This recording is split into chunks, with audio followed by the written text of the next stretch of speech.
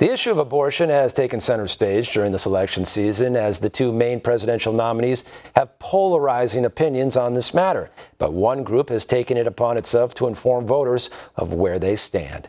One America's John Hines has that story from Washington.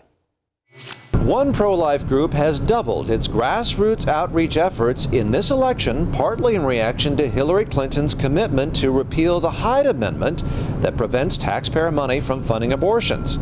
This is a radical change in the Democratic agenda that has energized pro-life activists, says Caitlin Connors of the Susan B. Anthony list. And something that Hillary Clinton has been on the campaign trail talking about. So yeah, I think we should do everything we can to repeal the Hyde Amendment. I think it's how she wants to repeal the Hyde Amendment, which in effect would force taxpayers through their tax dollars to pay for abortions through those programs like Medicaid. And this is an amendment that's been in place for years, and as I said, a bipartisan amendment. So for them to want to change their position on that and be very aggressive in repealing it, having it as part of their stump speech, that's a real radical change that we've seen in this election cycle. And it's this radical change by the Democrats that has led the Susan B. Anthony list to expand its outreach in key swing states this election, says Connors. So we have an extensive ground game located in 3 crucial battleground states, including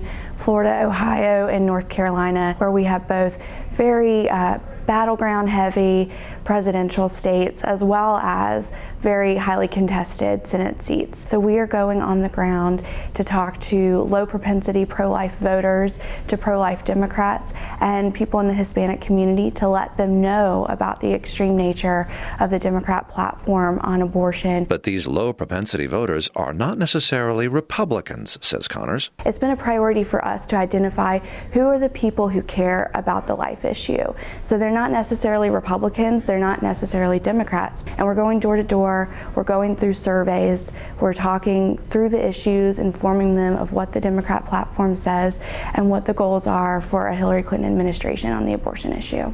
Connors says Susan B. Anthony list activists have now knocked on some 800,000 doors and plan to hit 1 million by Election Day. She says this is about double the number of contacts they made in the previous election cycle. John Hines, One America News, Washington.